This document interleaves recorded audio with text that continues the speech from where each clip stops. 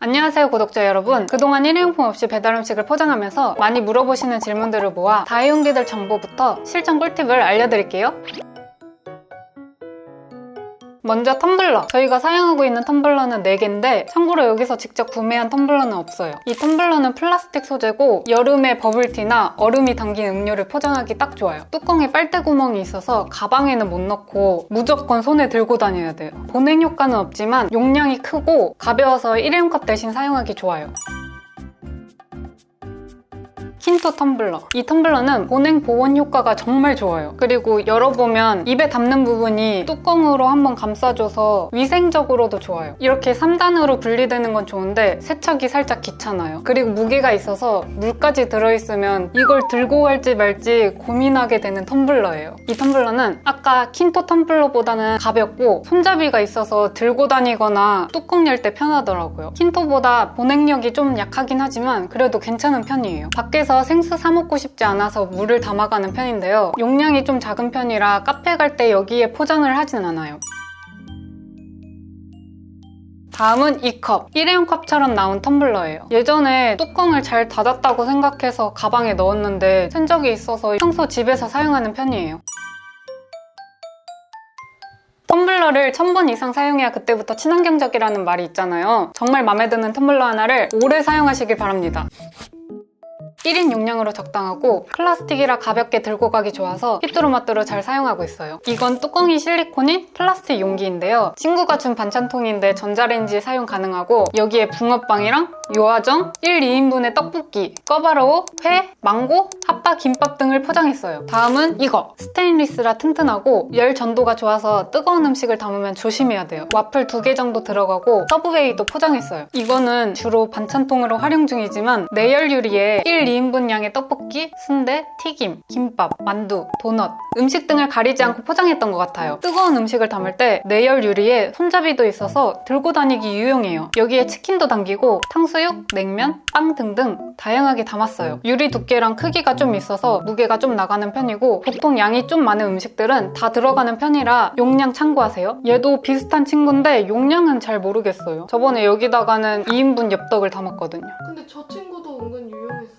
특히 여행할 때 유용하게 사용했던 접이식 다회용기예요. 국물 있는 음식을 담아도 잘 새지 않았고 뚜껑 있는 상태로 눌러도 잘 안 접혀요. 지금은 얼룩이 사라졌지만 예전에 닭강정이랑 카레 보관했을 때 착색이 된 적이 있어서 음식은 오래 보관하면 안 될 것 같아요. 그리고 뜨거운 음식에 담기면 실리콘 냄새가 좀 배이긴 하더라고요. 접이식이라 부피 차지가 적어 휴대성은 정말 좋긴 해요. 원형통은 은근 용량이 커서 냉면부터 아이스크림, 탕수육 소스, 닭강정, 빙수, 덮밥, 과일 등등 다양하게 잘 들어가요. 사각통은 깊이가 조금 낮아서 1인용 음식을 담기엔 조금 애매해요. 저희는 여기에 과일이랑 꽈배기를 포장한 적이 있고 유럽 여행 때는 저희의 도시락통이기도 했어요. 올스텐이라 무게가 좀 있지만 단일 소재라 나중에 분리배출하더라도 재활용률이 높아요. 수저를 꽉 잡아주는 구조라서 흔들어도 소리 나지 않아 좋았는데요. 하지만 여기에 슬픈 사연이 유럽 여행 때 프랑스 숙소에서 설거지하고 두고 오는 바람에 케이스만 남았어요. 집에 있는 수저를 넣을까 했는데 길이가 안 맞아서 못 넣고 알맹이만 살까 했는데 안 팔더라고요. 그래서 지금 비싼 쓰레기로 남아있답니다. 그래서 밖에서 먹어야 될 경우 면 파우치에 수저를 넣어서 가거나 이런 길쭉한 반찬통에 포크 2개를 넣어가는 편이에요. 쓸 때마다 면주머니는 빨아야 되고 반찬통에 넣으면 걸을 때마다 소리가 나서 좀 아쉬워요. 스테인리스 소재라서 샀는데 알고 보니까 뚜껑이 플라스틱이더라고요. 유리인 줄 알았는데 플라스틱이었어요. 버릴 일은 없겠지만 만약에 폐기하게 된다면 어떻게 분리배출해야 될지 잘 모르겠네요. 여기에 요아정도 담고 과일도 담고 햄버거 포장도 해보고 파스타 면도 보관했다가 요리조리 잘 활용하고 있어요. 나중에 버리더라도 생분해가 가능한 자연 소재라서 구매를 했는데요. 대나무 사이사이 공기가 통해서 찹쌀도넛, 핫도그 같은 튀김 음식도 담고 만두도 담아봤어요. 요즘은 포장하러 가기에는 손이 잘 안 가게 되더라고요. 보통 소스나 피클 같은 건 이미 포장되어 있는 경우가 많지만 매장에서 일회용품 없이 바로 소스나 피클을 담을 수 있는 상황이 된다면 이 미니 반찬통에 담으려고 해요. 애매하게 남은 음식이나 소스 보관하기에도 좋아서 잘 사용하고 있어요. 이외로 그냥 집에 있던 프라이팬에 피자를 담아보거나 냄비에 마라탕, 떡볶이, 칼국수, 순댓국을 포장하기도 해봤어요. 냄비는 배달용기 크기를 상상하며 이 정도는 들어가겠다 생각되는 냄비들을 가져가서 포장하는 편이에요. 가까우면 괜찮은데 오래 이동해야 하면 흘릴 수도 있어서 집에 있는 보자기들로 꽉꽉 묶어 고정합니다.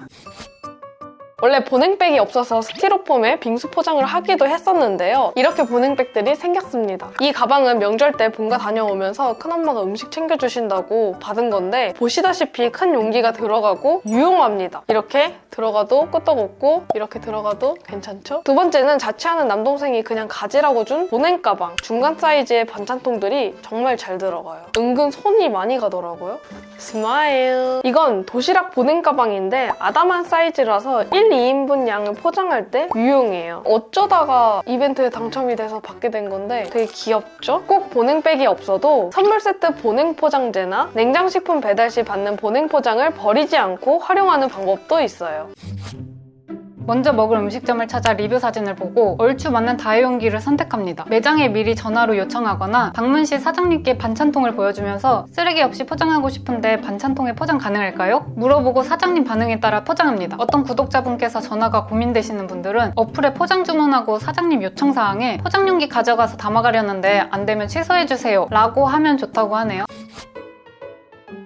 이 질문이 꼭 있더라고요. 특히 종이 포장재 대신 다회용기를 사용할 때 많이들 궁금해하셨어요. 물 낭비다, 헛짓거리다, 세척보다 종이 포장재 하나가 더 친환경적이다 등등. 자, 설명해드리겠습니다. 일단 왜 종이 포장지 생산할 때 쓰이는 물은 고려를 안 하시는 거죠? 종이 제조 과정에서 A4용지 한 장당 약 10에서 15리터의 물이 사용되고 약 5에서 10g 정도의 탄소가 배출돼요. 특히 코팅된 포장지는 화학물질로 인해 재활용이 어려워요. 포장지 하나의 생산이 작게 느껴질 수 있지만 대량 생산과 유통, 폐기 과정을 고려하면 종이 포장지는 엄청난 자원과 환경에 더 큰 부담을 주는 거죠. 다회용기 한번 세척할 때 사용되는 물과 세제는 일회용품 생산에 필요한 자원보다 훨씬 적게 소비돼요. 저희는 친환경 세제를 사용하고 있어 하수 처리 과정에서 완전히 분해되기 때문에 수질 오염에 미치는 영향이 적습니다. 포장지는 매번 새롭게 생산되고 폐기되지만 다회용기는 여러 번 사용할수록 쓰레기를 줄이는 효과가 커지니 장기적으로 보면 다회용기 사용이 훨씬 더 환경에 도움이 된다는 사실. 무엇보다 우리가 일회용품과 쓰레기를 줄이려는 그 노력 자체가 큰 의미를 가진다고 생각해요. 다회용기 소재에 따라 달라요. 스테인리스는 약 100회 이상 써야 되고 유리는 30회에서 40회, 실리콘은 약 20회에서 30회, 플라스틱은 약 25회 사용할 때부터 환경 효과가 난다고 해요. 오래오래 사용할수록 환경에 더 좋겠죠? 여러분들도 인생 다회용기 템이나 후회템이 있다면 댓글로 공유해주세요. 다른 분들에게 도움이 될 수 있으니까요. 그럼 다음 영상에서 만나요.